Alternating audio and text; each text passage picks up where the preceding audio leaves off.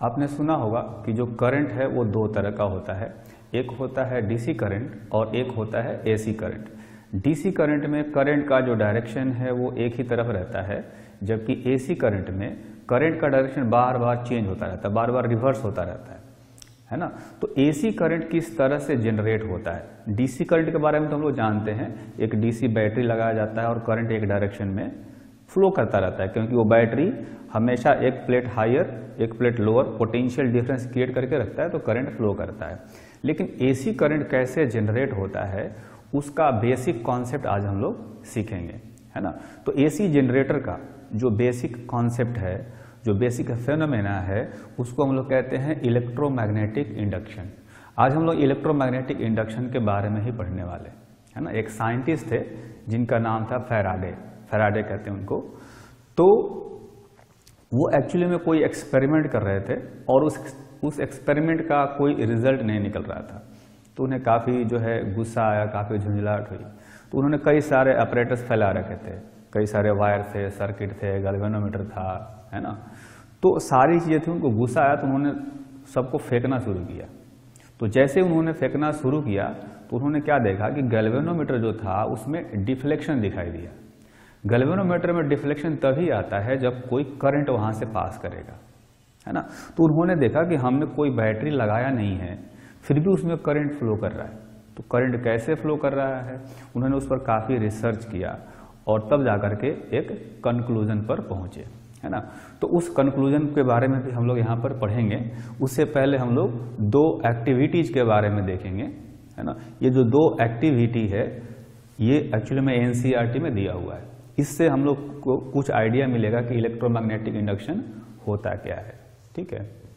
तो देखेंगे जैसे कि पहला है ना, इसमें क्या किया गया, एक हॉलो पाइप है और इसके ऊपर ये वायर जो है वाइंडिंग किया हुआ है।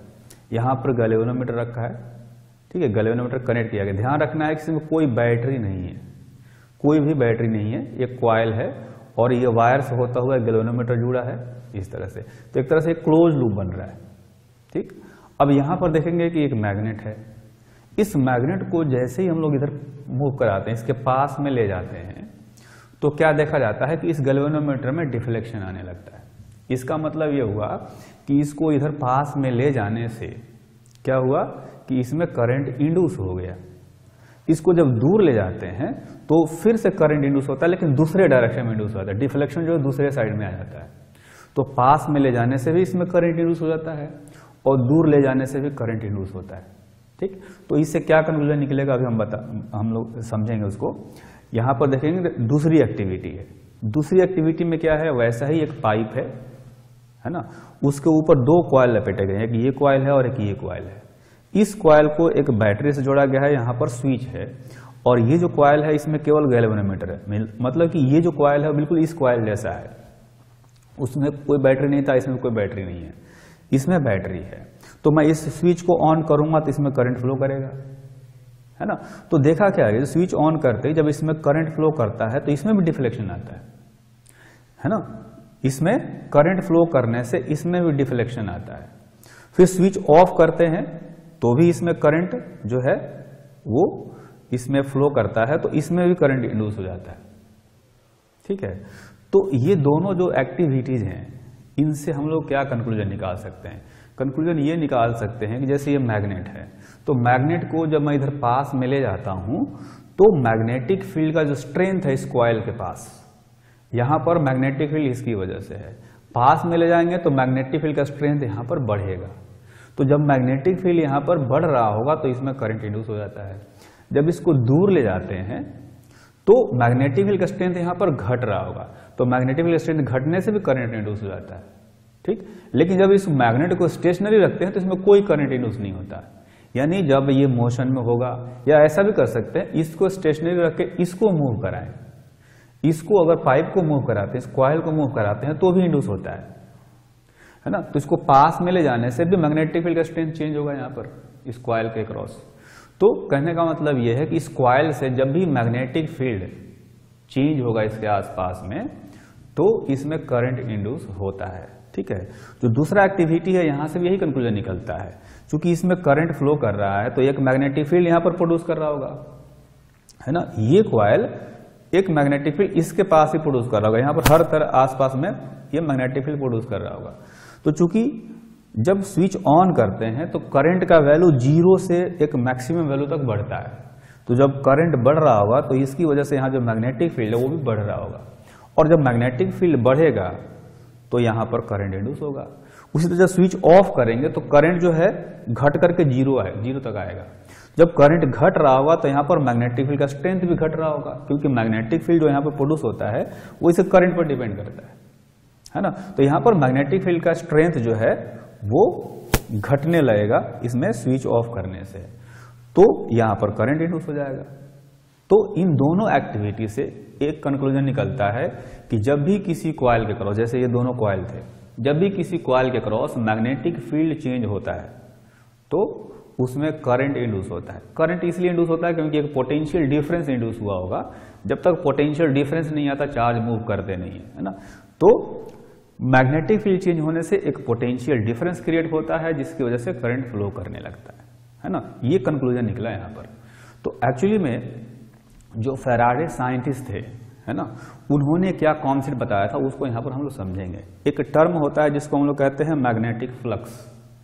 मैग्नेटिक फ्लक्स क्या बताता है, किसी कॉइल से मैग्नेटिक फ्लक्स क्या होता है कि जैसे एक कॉइल है ना, तो यहाँ पर मैग्नेटिक फील्ड है, तो कॉइल का जो प्लेन है, ये प्लेन है, इस प्लेन से जो सर्कुलर मान लेते हैं लूप है, तो सर्किल से कितनी लाइंस पास कर रही होंगी, वो नंबर, मैग्नेटिक लाइंस का नंबर को मैग्नेटिक फ्लक्स कहा जाता है ना। मैग्नेटिक फ्लक्स जो है, आप देखेंगे ये जो डिफिनीशन है ये एनसीईआरटी में नहीं दिया हुआ है, मैं अपने तरफ से ये समझा रहा हूं ताकि बेसिक जो कॉन्सेप्ट है वो आप समझ जाएं, है ना। जो बेसिक फेनोमेना है वो किस तरह से होता है वो समझना यहाँ पर जरूरी है, इसलिए मैं बता रहा हूं। तो मैग्नेटिक फ्लक्स क्या होता है कि जो कॉइल है उसे कितनी लाइंस पास करें, कि मैग्नेटिक कितनी लाइंस पास कर रही हैं, उस नंबर को, उस संख्या को मैग्नेटिक फ्लक्स कहा जाता है ना। लिखा गया है magnetic flux through a coil is number of magnetic lines crossing the plane of coil. उसका जो प्लेन है, सर्कुलर प्लेन, उसे कितनी लाइंस पास करती हैं। इसको समझाने के लिए मैंने यहाँ पर एक डायग्राम बनाया है ना। आप देखेंगे एक सर्कुलर यहाँ पर लूप है, इसका प्लेन देखेंगे तो ये प्लेन हो गया, है ना। तो आपको पता नहीं होगा कि जो एरिया होता है, एरिया भी एक वेक्टर क्वांटिटी होता है। एरिया वेक्टर क्वांटिटी होता है, उसका अपना डायरेक्शन होता है जो कि सरफेस के परपेंडिकुलर माना जाता है ना। तो देखेंगे कि यहाँ पर ये सर्किल जो है, ये सर्किल हॉरिजॉन्टल अगर मान लें तो एरिया वेक्टर उस सरफेस के, उसके प्लेन के परपेंडिकुलर इधर आएगा एरिया वेक्टर ऊपर, ये एरिया वेक्टर हो गया। और मैग्नेटिक फील्ड ऐसा मान लेते हैं कि मैग्नेटिक फील्ड इधर है ना। हालांकि मैंने एक केवल डायरेक्शन दिखा है, जो लाइंस खूब सारी होंगी, यहाँ से लाइंस ऐसे जा रही होंगी, ठीक है।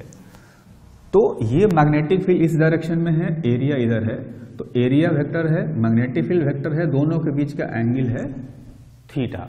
तो मैग्नेटिक फ्लक्स निकालने का जो बेसिक कॉन्सेप्ट है वो ये है। मैग्नेटिक फ्लक्स कैसे निकालते हैं, B इंटू ए इंटू कॉस थीटा।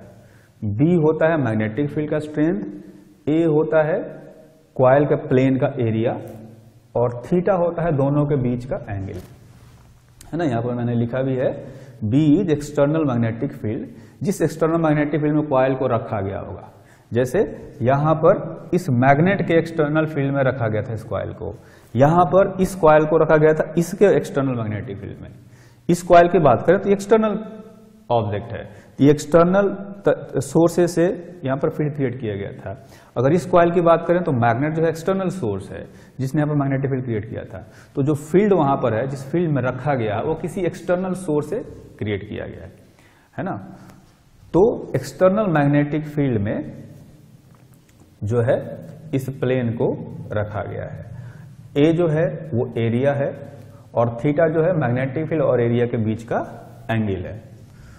तो फैराडे लॉ क्या कहता है, कहता है whenever flux through a coil changes a potential difference and current gets induced in the coil. जब भी फ्लक्स चेंज होता है, कोई कॉइल है, कॉइल से जब भी फ्लक्स चेंज होगा तो करंट इंड्यूस होगा, पोटेंशियल डिफरेंस इंड्यूस होगा। तो फ्लक्स इंड्यूस करने के क्या क्या तरीके हैं, जो फ्लक्स है, फ्लक्स को चेंज करने के क्या क्या तरीके हैं, है ना। हमें चूंकि करंट इंड्यूस करना है, पोटेंशियल डिफरेंस इंड्यूस करना है, तो फ्लक्स को चेंज करना पड़ेगा। तो फ्लक्स को चेंज करने के क्या क्या तरीके हैं, चूंकि फ्लक्स जो है ये 3 क्वांटिटी पर डिपेंड करता है, बी, ए और थीटा। तो मैं मैग्नेटिक फील्ड चेंज करूंगा तो ही फ्लक्स चेंज होगा, तो करंट इंड्यूस होगा। जैसे कि यहाँ पर दोनों केस में मैग्नेटिक फील्ड चेंज हो रहा था, है ना। दूसरा चीज है एरिया, अगर कॉइल का एरिया चेंज किया जाए तो भी जो है करंट इंड्यूस कराया जा सकता है। इन दोनों में से किसी केस में एरिया चेंज नहीं किया गया है, ठीक है। और तीसरा क्वांटिटी क्या है, थीटा, मतलब कि मैग्नेटिक फील्ड और एरिया वेक्टर के बीच का एंगल थीटा चेंज किया जाए तो भी करंट इंड्यूस कराया जा सकता है। यहां भी वो वाला केस नहीं है, लेकिन वो जो थीटा चेंज करने वाला केस है वो इलेक्ट्रिक जनरेटर में यूज किया जाता है, इलेक्ट्रिक मोटर में भी वही कॉन्सेप्ट यूज किया जाता है। अब थीटा कैसे चेंज कर सकते हैं, आप देखें यहां पर जैसे कॉइल है ना, तो कॉइल पर मैंने ये एक डायमीटर ले लिया, ठीक है। तो ये जो एरिया वेक्टर है मैंने यहां से सेंटर से इसको प्लेन के परपेंडिकुलर रखा है, मैग्नेटिक फील्ड। अगर मैं इस कॉइल को इस डायमीटर के अबाउट ऐसे रोटेट कराऊं, है ना, चूंकि ये जो एरिया होता है प्लेन के परपेंडिकुलर होता है ना, तो कुछ देर बाद क्या होगा, कुछ देर बाद ये जो सर्किल है ये समझे कि हॉरिजॉन्टल है, ऐसे है, तो ये कुछ देर बाद ऐसे घूमेगा, है ना, ऐसे घूमेगा, तो ये जो लूप है, जो सर्कुलर कॉइल है, ये कुछ ऐसा हो जाएगा, है ना। मतलब ये जो डायमीटर है, ये तो डायमीटर फिक्स्ड है यहीं पर, ऐसे ये लूप घूम गया, तो इसका एरिया वेक्टर पहले यहां आता था, अब एरिया वेक्टर कहीं इधर आ गया, है ना।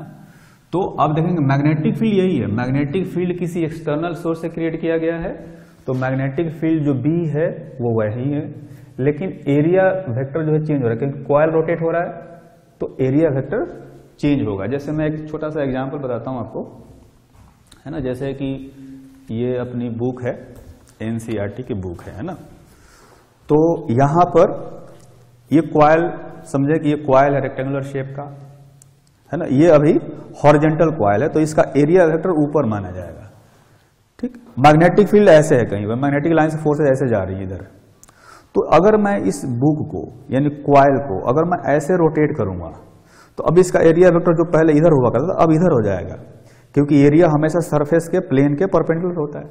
तो पहले ऐसे था तो एरिया इधर था, है ना, ऐसे घुमाया तो एरिया जो है इधर आ गया। तो ऐसा भी होगा कि एरिया जो है, एरिया वेक्टर और मैग्नेटिक फील्ड पैरेलल हो गए, पहले किसी एंगल पर थे, अब धीरे धीरे एरिया वेक्टर ऐसे घूम रहा है, घूमते घूमते मैग्नेटिक फील्ड के पैरेलल हो गया, फिर नीचे भी निकल जाएगा, है ना। तो इस तरह से अगर मैं इस कॉइल को रोटेट करता हूं तो इसका एरिया वेक्टर का डायरेक्शन ऐसे बदल रहा है, चेंज हो रहा है, तो एरिया वेक्टर और मैग्नेटिक फील्ड के बीच का एंगल चेंज हो रहा है थीटा। तो उस केस में क्या होता है कि फ्लक्स चेंज होता है, और जब भी फ्लक्स चेंज होता है तो करंट इंड्यूस होता है, ठीक है। तो अभी हमने क्या सीखा कि किसी कॉइल में करंट इंड्यूस करने के 3 तरीके हो सकते हैं। एक तो मैग्नेटिक फील्ड चेंज करें, दूसरा उसका एरिया चेंज करें, और तीसरा एरिया और मैग्नेटिक फील्ड के बीच का एंगल चेंज करें, यानी कॉइल को रोटेट करें, ठीक है। 3 तरीके हो सकते हैं। यहां पर जो हमने एक्टिविटी देखा है जो कि एनसीईआरटी में दिया हुआ है, तो इस एक्टिविटी में केवल मैग्नेटिक फील्ड चेंज किया जा रहा है, ठीक है। तो अब हमने यहां पर जो सीखा है उसको यहां पर मैंने लिखा भी है, इसको एक बार पढ़ते हैं। कहा गया, whenever flux through a coil changes, a potential difference and current gets induced in the coil. It means whenever external magnetic field B, area of coil A and angle theta changes, then potential difference and current gets induced in the coil. This phenomena is called electromagnetic induction. ठीक है। तो कहने का मतलब यह है कि external magnetic field को चेंज करके या एरिया चेंज करके या थीटा चेंज करके, तीनों तरीके से, है ना, तीनों तरीके से हम लोग कॉइल में करंट को इंड्यूस करा सकते हैं। और वो इस तरह से जो करंट इंड्यूस होने का जो फेनोमेना है उसको हम लोग कहते हैं इलेक्ट्रोमैग्नेटिक इंडक्शन, ठीक। एनसीईआरटी में सिर्फ 2 कारण बताए गए हैं, इलेक्ट्रोमैग्नेटिक इंडक्शन का। एक तो बताया गया है कि मैग्नेटिक फील्ड चेंज होता है तो इलेक्ट्रोमैग्नेटिक इंडक्शन होता है, मतलब करंट इंड्यूस होता है, जैसा कि यहां पर हमने देखा भी एक्टिविटी में। ठीक। और दूसरा बताया गया है कि अगर कंडक्टर को मूव कराएं, जो कॉइल है उसको मूव कराएं तो, है ना, तो यहां पर मूव कराने वाला केस तो नहीं देगा, लेकिन अगर मूव कराएंगे तो ऑब्वियसली मैग्नेटिक फील्ड ही चेंज होगा तब भी, है ना। तो मैग्नेटिक फील्ड चेंज कराएं तो भी उस तरह से मैग्नेटिक फील्ड इसके क्रॉस, कॉइल के क्रॉस वेरी करेगा तो करंट इंड्यूस होगा। ठीक। तीसरा जो है, जो मैंने अलग से बताया कि एक तो एरिया चेंज कर सकते हैं और थीटा चेंज कर सकते हैं। थीटा चेंज करना भी एक तरह से मोशन ही है। उसमें क्या करना है, कॉइल को रोटेट करना है। इसमें कॉइल को आगे ऐसे ट्रांसलेट करा रहे हैं, आगे पीछे बढ़ा सकते हैं, लेकिन उसमें रोटेट कराना है। रोटेट कराएंगे तो थीटा चेंज होगा तो करंट इंड्यूस होगा। ठीक है। तो अब हम लोग क्या सीखेंगे, जो एनसीईआरटी में दिया हुआ बेसिकली वो मैं आपको यहां पर फिर से बताऊंगा। अभी तक हमने इलेक्ट्रोमैग्नेटिक इंडक्शन में जो भी सीखा है वो अपने हिसाब से सीखा है। जो कॉन्सेप्ट था, जो बेसिक कॉन्सेप्ट था कि किस तरह से इलेक्ट्रोमैग्नेटिक इंडक्शन होता है, वो हमने अपने हिसाब से सीखा है। ठीक है। लेकिन अब जो है हम लोग कुछ इस तरीके से सीखेंगे जैसा कि एनसीईआरटी में बताया गया है। मैंने जो बताया वो सारी चीज़ें कॉन्सेप्ट सीखने के लिए सही है, उसमें थोड़ा सा एक्स्ट्रा हम लोग चले गए थे, थोड़ा ज़्यादा चीज़ें हमने सीखी है। एनसीईआरटी का जो 10th का सिलेबस है उसमें उतना सारा डिटेल में पढ़ना नहीं है, और इसलिए एनसीईआरटी में कुछ चीज़ें छुपाई गई हैं, है ना। हमने वहाँ पर सारी चीज़ें सीख ली, जैसे कि एरिया चेंज होने से भी इंडक्शन होता है, वो इसमें नहीं बताया गया है। थीटा चेंज होने से भी इंडक्शन होता है, ये उसमें नहीं बताया गया एनसीईआरटी में। ठीक है। लेकिन वो भी हमने सीखा, है ना। तो लेकिन जब भी अगर हमारे स्कूल में कोई पेपर आता है, कोई क्वेश्चन आता है इससे रिलेटेड, तो हम वो सारी चीज़ें नहीं बताएंगे जो मैंने बताया अभी थोड़ा देर पहले। हम लोग वो चीज़ें बताएंगे जो एक्चुअली में एनसीईआरटी में दिया हुआ है, क्योंकि उसी पर आपको मार्क्स मिलेंगे, है ना। तो एनसीईआरटी में क्या दिया हुआ है उसको मैंने यहाँ पर लिखा हुआ है, उसको समझेंगे हम लोग यहाँ पर। हालांकि ये सारी चीज़ें हमने समझ लिया है, केवल देखना है कि क्या क्या चीज़ें बताई गई एनसीईआरटी में, और यही आंसर में वहाँ पर लिखना चाहिए। यहाँ पर बताया गया है, according to NCERT book, the process by which a changing magnetic field across a conductor induces a current in the conductor is called electromagnetic induction। कहने का मतलब यह है कि कोई कंडक्टर है, अगर उसके आसपास मैग्नेटिक फील्ड चेंज होने की वजह से अगर उसमें करंट इंड्यूस होता है तो इसको हम लोग इलेक्ट्रोमैग्नेटिक इंडक्शन कहते हैं। ठीक। In practice we can induce current in a coil by either by moving it in a magnetic field और by changing magnetic field around it, है ना। कहने का मतलब यह है, इसमें यह कहा गया कि प्रैक्टिस में या प्रैक्टिकल लाइफ में जो करंट इंड्यूस कराया जाता है वो दो तरीके से कराया जाता है। एक तो मैग्नेटिक फील्ड जो है कॉइल के आसपास जो मैग्नेटिक फील्ड है उसको चेंज कर दें, या मैग्नेटिक फील्ड के अंदर कॉइल को मूव करा दें। दो तरीके से करंट जो है वो इंड्यूस कराया जा सकता है। ठीक है। मैंने वहां पर कई सारे तरीके बताए थे, लेकिन वो सारा नहीं बताना है, यहाँ पर केवल दो ही तरीका बताना है। कौन कौन सा? एक तो कॉइल के आसपास मैग्नेटिक फील्ड चेंज करने से इंड्यूस कर सकते हैं, और दूसरा मैग्नेटिक फील्ड में जो कॉइल है उसको मूव करा करके इंड्यूस कराया जा सकता है। ये दो तरीके हो सकते हैं। ठीक। इसके आगे बताया गया है, induced current is found to be highest when motion of conductor is perpendicular to magnetic field. Magnetic field के परपेंडिकुलर डायरेक्शन में अगर कॉइल चल रहा होगा, कोई कंडक्टर चल रहा होगा, तो उस केस में इंड्यूस करंट का जो वैल्यू होता है वो सबसे ज्यादा होता है। अगर ऐसा केस है, मतलब मैग्नेटिक फील्ड के परपेंडिकुलर अगर कंडक्टर चल रहा है, तो उस केस में इंड्यूस्ड करंट का डायरेक्शन डिसाइड करने के लिए हम लोग Fleming's right hand rule use कर सकते हैं। ध्यान रखना है कि ये रूल तभी वैलिड है जब मोशन जो है वो मैग्नेटिक फील्ड के परपेंडिकुलर हो। ठीक। तो ये जो केस है, हमने कुछ देर पहले हमने लेफ्ट हैंड फ्लेमिंग रूल पढ़ा था। लेफ्ट हैंड फ्लेमिंग रूल अलग था, है ना, ये अलग है। उसमें हमने फोर्स का डायरेक्शन पता करने के लिए उसको यूज किया था कि मैग्नेटिक फोर्स किधर लगता है, और ये पता करता है इंड्यूस्ड करंट का डायरेक्शन। वो लेफ्ट हैंड रूल था, ये राइट हैंड रूल है। ठीक है। तो इसमें राइट हैंड को हम लोग यूज करते हैं। क्या कहा गया है इसमें? कहा गया है कि in this case Flemings right hand rule can be use to find the direction of induced current. इसमें राइट हैंड के 3 फिंगर्स लेंगे, जैसे ये 4 फिंगर हो गया, ये थंब हो गया और ये मिडिल फिंगर हो गया। तीनों को बिल्कुल वैसे ही स्ट्रेच करेंगे एक दूसरे के परपेंडिकुलर, है ना। तीनों को एक दूसरे के परपेंडिकुलर जो है हम लोग इसको स्ट्रेच करेंगे।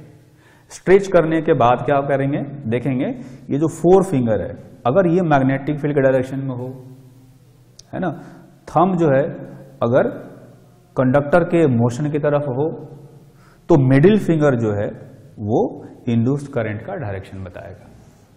ठीक है, यहां से देख करके आप ध्यान दे सकते हैं, कहा गया stretch the thumb 4 finger and middle finger such that these 3 are mutually perpendicular. Perpendicular हो जाएंगे तब इनको कुछ इस तरह से पोजीशन करेंगे, इस तरह से रखेंगे कि 4 फिंगर मैग्नेटिक फील्ड की तरफ हो और जो थंब है वो मोशन की तरफ हो, कंडक्टर का जो मोशन है उधर हो, तो मिडिल फिंगर जो है इंड्यूस्ड करंट का डायरेक्शन बताएगा। जैसे मैं क्या करता हूं, यहां पर ये क्वाइल लेता हूं। क्वाइल सर्कुलर शेप का भी हो सकता है, रेक्टेंगुलर शेप का भी हो सकता है ना। यहां पर सपोज मैग्नेटिक फील्ड जो है वो इनवर्ड डायरेक्शन में है। इनवर्ड मैग्नेटिक फील्ड को हम लोग कुछ इस तरह से दिखाते हैं।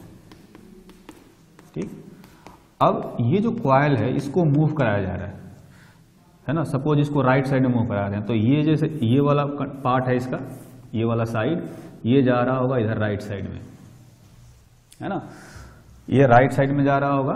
मैग्नेटिक फील्ड ध्यान रखना अंदर है, तो हम लोग इसको यूज करेंगे, है ना, इसको हम लोग इस तरह से यूज करेंगे।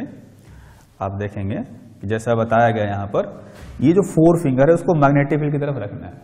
तो मैंने जो 4 फिंगर है उसको मैग्नेटिक फील्ड की तरफ रखा, अंदर की तरफ, अंदर मैग्नेटिक फील्ड है अंदर की तरफ।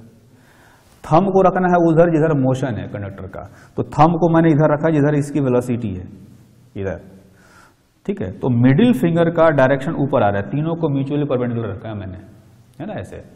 तो जो 4 फिंगर है वो मैग्नेटिक फील्ड के डायरेक्शन में है, इनवर्ड डायरेक्शन में। थंब जो है वो मोशन की तरफ यानी वेलोसिटी की तरफ है।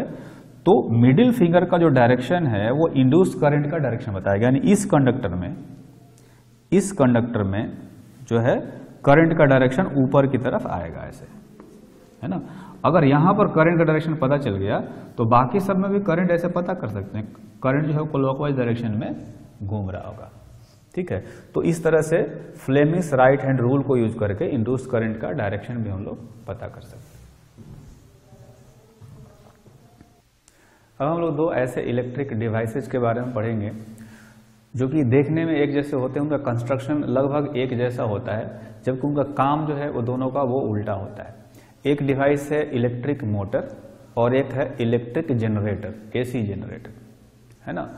तो इलेक्ट्रिक मोटर का क्या काम होता है, आप जानते हैं फैन में मोटर होता है। मोटर का काम होता है घुमाना किसी चीज को, है ना। फैन में यूज करते हैं, कूलर में यूज करते हैं, इनफैक्ट कंप्यूटर में भी यूज होता है। तो मोटर का काम होता है घुमाने का, ठीक। और एसी जनरेटर है, इलेक्ट्रिक जनरेटर, वो क्या करता है, वो अल्टरनेटिंग करंट जनरेट करता है, प्रोड्यूस करता है। ठीक है, दोनों का काम जो है वो अलग है, लेकिन कंस्ट्रक्शन देखेंगे दोनों में, ये फिगर जो मैंने बनाया एक जैसा है। पहले हम लोग इलेक्ट्रिक मोटर को समझ लेते हैं कि एक किस प्रिंसिपल पर काम करता है। देखेंगे यहाँ पर 2 मैग्नेट लगाया गया है, एक है ये नॉर्थ पोल और ये साउथ पोल। ऐसे रखा गया है मतलब कि यहाँ पर एक मैग्नेटिक फील्ड क्रिएट हो रहा होगा नॉर्थ पोल से साउथ पोल की तरफ, इधर मैग्नेटिक फील्ड होगा एक, है ना। यहाँ पर एक देखेंगे कॉइल है, ये ABCD एक कॉइल है, और यहाँ पर एक एक्सिल है, यहाँ पर एक स्प्लिट रिंग है। स्प्लिट रिंग का मतलब एक रिंग है जिसको 2 टुकड़ों में बांट दिया गया है, 2 टुकड़ों में बांट दिया गया इस तरह से। और यहाँ पर ये अंदर जो है इंसुलेटिंग मटेरियल है, बाहर ये कंडक्टिंग रिंग है। एक्चुअली में ये लूप से, ये जो कॉइल है इसे कनेक्टेड है, तो यहाँ से करंट पास करेगा इधर से ऐसे भी, ठीक है।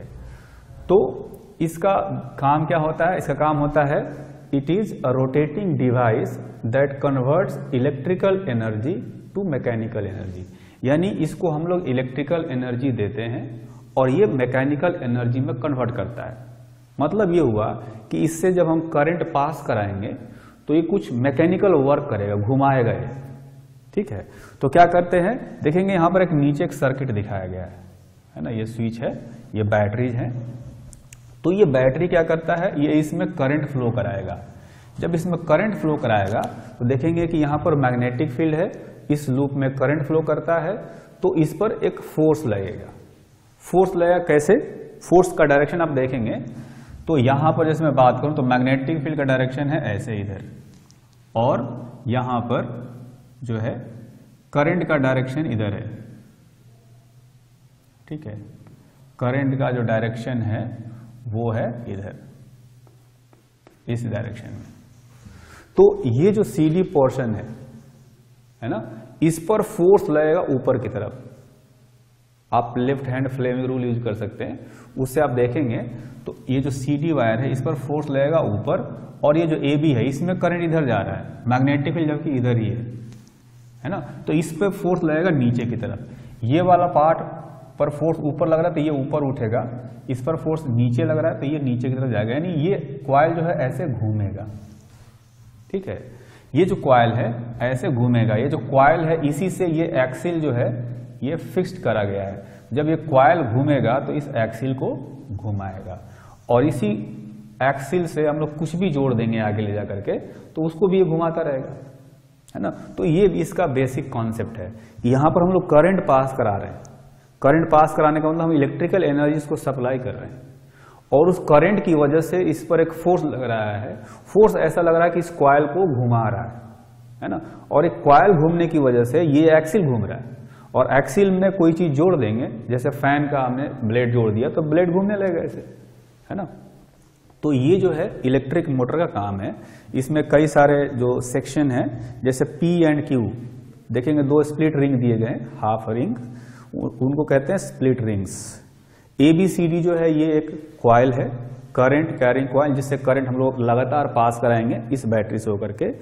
X एंड Y, X और Y जो है ये ब्रशेज है ना, ये ब्रशेज जो है कंडक्टिंग ब्रश होते हैं जो कि इस रिंग के कांटेक्ट में रहेंगे। ठीक है, तो जब ये जो लूप घूमेगा ऐसे ऐसे घूम करके आएगा तो पहले इसके कांटेक्ट में होगा, फिर बाद में ये इधर आ जाएगा। ठीक है, तो जब ये CD वाला वायर AB के जगह पर आ जाएगा, AB वाला CD के जगह पर चले जाएगा, तो करंट उल्टा फ्लो करने लगेगा, है ना। इधर CD से जा रहा था, ऐसे आ जाएगा तो D से C की तरफ जाने लगेगा करंट, और उसमें B से A की तरफ आने लगेगा। फोर्स वैसे ही लग रहा होगा, इधर वाला जो भी साइड होगा, चाहे AB हो या CD हो, इस पर फोर्स ऊपर लगेगा। इधर वाला साइड चाहे AB हो चाहे CD इधर आएगा तो नीचे लगेगा। तो ये घूमता रहेगा ऐसे ही लगातार, ये लगातार ऐसे घूमता रहेगा, इसलिए ऐसा अरेंजमेंट किया गया है। ठीक है, अच्छा, जो कमर्शियल जनरेटर होते हैं, कमर्शियल जनरेटर में थोड़ा सा चेंज किया रहता है। जैसे कि ये हम आप देखेंगे परमानेंट मैग्नेट रखा हमने, तो परमानेंट मैग्नेट की जगह पर इलेक्ट्रोमैग्नेट यूज किया जाता है। Electromagnet is used at the place of permanent magnet. ठीक, और coil with large number of turns, इसमें खूब सारे टर्न्स होंगे, जितने ज्यादा टर्न्स बढ़ाएंगे उतना ही ज्यादा तेजी से रोटेट करेगा, उतना ही ज्यादा इस पर फोर्स लगेगा तो उतना ही ज्यादा तेजी से रोटेट करेगा। ठीक है, तो वो बहुत ही ज्यादा हेवी मास को रोटेट करा सकता है, घुमा सकता है, तो उस तरह से उसका जो पावर है वो बढ़ेगा। फिर क्या यूज करते हैं, soft iron core on which coil is wound to increase the power of motor. मतलब कि जो यहां पर जो हम लोग इलेक्ट्रोमैग्नेट यूज करते हैं ना, जो कॉइल यूज करते हैं यहाँ पर कॉइल, तो कॉइल को हम लोग एक सॉफ्ट आयरन कोर पर लपेट देते हैं। उससे क्या होता है, वहां पर मैग्नेटिक फील्ड का स्ट्रेंथ अपने आप बढ़ जाता है। मैग्नेटिक फील्ड का स्ट्रेंथ बढ़ेगा तो ये जो फोर्स है वो भी बढ़ेगा, और फोर्स जब बढ़ेगा तो ऑब्वियसली टॉर्क ज्यादा लगेगा। टॉर्क ज्यादा लगने का मतलब घूमने का जो कैपेसिटी है, जो पावर है वो बढ़ जाता है। ठीक है, तो कमर्शियल जनरेटर में, जो कमर्शियल मोटर है, उसमें ये सारी चीजें यूज की जाती है, ये हमें ध्यान में रखना है। अब आते हैं इलेक्ट्रिक जनरेटर पर। इलेक्ट्रिक जनरेटर क्या काम करता है, ये AC करंट फ्लो कराता है, AC करंट को प्रोड्यूस करता है। देखेंगे इसका जो फिगर है बिल्कुल उसी के मोटर जैसा मिलता है ना। तो यहाँ भी एक नॉर्थ पोल है, एक साउथ पोल है, वैसे ही ABCD जो है एक कॉइल है। ठीक, यहाँ पर देखेंगे दो रिंग है, वहां पर एक ही रिंग था, आधा आधा कर दिया गया था। यहाँ पर एक ही रिंग था, दो पार्ट में हाफ हाफ रिंग था। यहाँ पर दो डिफरेंट रिंग है, ये भी कंप्लीट रिंग है और ये भी कंप्लीट रिंग है।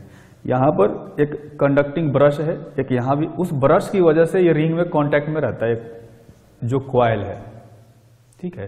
तो इलेक्ट्रिक मोटर का कॉन्सेप्ट था कि उसमें हम लोग करंट फ्लो कराएंगे, मतलब इलेक्ट्रिकल एनर्जी देंगे, उसकी वजह से वो घूमना शुरू करता है।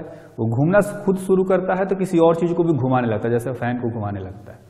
तो उसमें हमने इलेक्ट्रिकल एनर्जी दिया और मैकेनिकल एनर्जी हमें मिला, हमें मैकेनिकल काइनेटिक एनर्जी मिल गया, ठीक। इसमें उल्टा होता है, इसमें हम लोग मैकेनिकल वर्क करेंगे अलग बाहर से। क्या करते हैं, जैसे ये एक्सिल देखेंगे, जैसे एक्सिल वहां था, यहां भी एक्सिल है ना। तो इस एक्सिल को हम लोग मैकेनिकली बाहर से किसी एक्सटर्नल सिस्टम से घुमा सकते हैं, मैनुअली भी घुमा सकते हैं। तो इसको हम लोग एक्सिल को घुमाएंगे, घुमाने की वजह से क्या होगा, ये जो लूप है ये ऐसे घूमने की कोशिश करेगा, घूमने की कोशिश करेगा। तो आप देखेंगे कि यहां पर ये मैग्नेटिक फील्ड है ऑलरेडी, है ना, यहां पर मैग्नेटिक फील्ड है बी, नॉर्थ पोल से साउथ पोल की तरफ, है ना।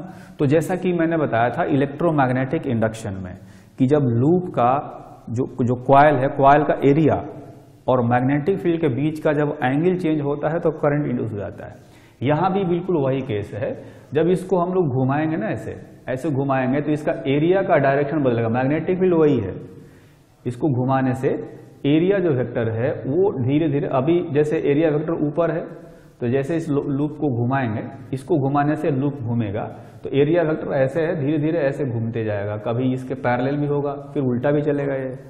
तो इसको घुमाने से क्या होगा, थीटा बदलेगा, एरिया वेक्टर और मैग्नेटिक फील्ड के बीच का एंगल बदलेगा। और जब एंगल बदलता है तो फ्लक्स चेंज होता है, फ्लक्स चेंज होता है तो इसमें करंट इंड्यूस होगा, है ना। तो करंट जब इसमें हमने करंट फ्लो नहीं कराया है, आपको ध्यान में रखना है, इसमें कहीं भी बैटरी नहीं जुड़ा हुआ है, इसलिए करंट यहां पर हमने फ्लो नहीं कराया। हम लोग क्या कर रहे हैं, हम इसको घुमा रहे हैं। तो घुमाने की वजह से इसमें करंट इंड्यूस हो गया है, और वो करंट इंड्यूस हो गया तो ये सर्किट में फ्लो करने लगा, है ना। तो ये जो सर्किट में करंट फ्लो कर रहा है इसका डायरेक्शन बार बार रिवर्स होता है। कैसे रिवर्स होता है देखेंगे कि कई ऐसा होगा कि जो थीटा है वो धीरे धीरे, पहले अगर नॉर्मल इधर है ना, इसका एरिया का प्लेन का परपेंडिकुलर इधर है, तो इधर ही एरिया वेक्टर होता है परपेंडिकुलर डायरेक्शन में। और जैसे जैसे बी की तरफ जाएगा तो उनके बीच का एंगल कम होगा, है ना। एंगल कम होगा तो करंट धीरे धीरे बढ़ता है। सपोज ऐसे करंट फ्लो कर रहा है, अभी ऐसे करंट फ्लो कर रहा है, लेकिन जब एक बार ये इसका एरिया वेक्टर घूम करके बी से नीचे निकल जाएगा तो फिर अब थीटा धीरे धीरे बढ़ने लगेगा। थीटा बढ़ने लगेगा तो करंट जो है वो धीरे धीरे कम होने लगेगा, कम होते होते जीरो हो जाएगा। फिर एरिया वेक्टर जो है इधर आएगा, एरिया वेक्टर जो है वो भी पूरा ऐसे एक राउंड घूमेगा ऐसे। तो आधे टाइम तक करंट ऐसे फ्लो करेगा, और आधे टाइम तक जब एरिया वेक्टर यहां से इधर आ रहा होगा, है ना, जब ये वाला इधर आ जाएगा, ये वाला इधर आ जाएगा, तो CD में ऐसे जाएगा करंट और AB में ऐसे आएगा, है ना। तो इस तरह से, तब उसमें क्या होगा, आधे टाइम में करंट उल्टा फ्लो करने लगेगा। यहां से देखेंगे तो यहां भी ब्रश लगाया हुआ है, तो जब ये रोटेट करता है एक टाइम पीरियड में एक चक्कर लगाता है, तो आधे टाइम पीरियड तक करंट ऐसे फ्लो कर रहा है, और आधे टाइम पीरियड तक इधर से इधर जब जाएगा तो करंट उल्टा फ्लो करेगा, क्योंकि तब आधे टाइम पीरियड में ये वाला इधर होगा और ये वाला इधर होगा, ठीक है। आधे टाइम पीरियड तक CD होगा राइट साइड में, AB लेफ्ट साइड में, और बाकी आधे टाइम पीरियड तक AB राइट में हो जाएगा और CD लेफ्ट में हो जाएगा, तो उल्टा करंट फ्लो करने लगेगा। तो हर एक रोटेशन में जो है करंट का डायरेक्शन 2 बार बदल जाता है। एक कंप्लीट रोटेशन में करंट का डायरेक्शन 2 बार बदल जाएगा। तो चूंकि करंट का डायरेक्शन बार बार बदल रहा है, जो करंट इंड्यूस हुआ है उसका स्ट्रेंथ भी बदल रहा है, तो इसीलिए ये जो करंट है इसको अल्टरनेटिंग करंट कहा जाता है, क्योंकि इसका मैग्नीट्यूड और डायरेक्शन दोनों बदलता है ना। इसमें भी देखेंगे, ये बताया गया ABCD क्या है, एक कॉइल है, R1 और R2 ये 2 रिंग है, एक R1 रिंग है, एक R2 एक कंप्लीट रिंग है जो कंडक्टिंग है, conducting rings. B1 and B2 जो ब्रश हमने वहां यूज किया था वैसे ही ब्रश यहां भी है ना। तो AC जनरेटर क्या है, कहा गया it is rotating device which converts mechanical energy to electrical energy. इसमें हम लोग खुद मैकेनिकली इसको घुमा रहे थे, हमने कोई इलेक्ट्रिकल एनर्जी इसको नहीं दिया, मैकेनिकली हम लोग घुमा करके वर्क कर रहे थे, हम लोग इसको घुमा रहे थे और इसमें करंट इंड्यूस हो गया, यानी इलेक्ट्रिकल एनर्जी इसमें आ गया। तो ये क्या करता है, ये मैकेनिकल एनर्जी को, मैकेनिकल वर्क को या मैकेनिकल एनर्जी को इलेक्ट्रिकल एनर्जी में कन्वर्ट करता है। मोटर उल्टा काम करता था, उसमें हम लोग करंट फ्लो कराते थे तो वो घूमने लगता था, वो घुमाने लगता था, ठीक। इसमें जस्ट उसका उल्टा है, इसमें घुमाएंगे तो करंट फ्लो करने लगता है, ठीक है। तो ये जो है इलेक्ट्रिक जनरेटर, ये इलेक्ट्रोमैग्नेटिक इंडक्शन के कॉन्सेप्ट पर बेस्ड है। तो ये क्या कहा गया कि ये it is a rotating device which converts mechanical energy to electrical energy. The current produced by this generator changes और reverses direction after equal interval of time. हर आधे टाइम पीरियड के बाद ये डायरेक्शन को रिवर्स कर लेता है। So it is called alternating current, short में इसको एसी बोलते हैं, है ना। तो इसमें क्या होता है, axle is mechanically rotated to induce the current in the coil, है ना। एक्सिल को मैकेनिकली रोटेट कराते हैं तो करंट इंड्यूस होता है। उसमें क्या था, इसमें करंट हम लोग फ्लो कराते थे तो ये घुमाना शुरू करता था किसी चीज को। ये दोनों में फर्क है। यहां पर लिखा है current is passed to rotate the coil and axle. Current pass कराते थे हम, वो हमारा एक तरह से इनपुट था और आउटपुट हमें क्या मिलता था, रोटेशन। ये रोटेट कराता था, मैकेनिकली किसी चीज को घुमाने लगता था। इसमें इनपुट क्या था, इसमें इनपुट था मैकेनिकल वर्क, मैकेनिकली हम लोग घुमा रहे थे, और आउटपुट क्या था, इसमें करंट इंड्यूस हो गया तो इलेक्ट्रिकल एनर्जी हमारे लिए आउटपुट है, करंट इसमें फ्लो करने लगा है, ठीक है। ध्यान रखेंगे इसमें कोई बैटरी नहीं लगाया है, इसमें कोई बैटरी नहीं लगाया गया है, और मतलब कि ये कि हम लोग के यहां पर करंट फ्लो नहीं करा रहे हैं। करंट किस वजह से फ्लो हो रहा है, क्योंकि ये कॉइल रोटेट कर रहा है। तो देखेंगे कि दोनों जो है देखने में एक जैसा है, लेकिन काम दोनों जो है उल्टा करते हैं, एक दूसरे का जस्ट ऑपोजिट काम ये दोनों करते हैं।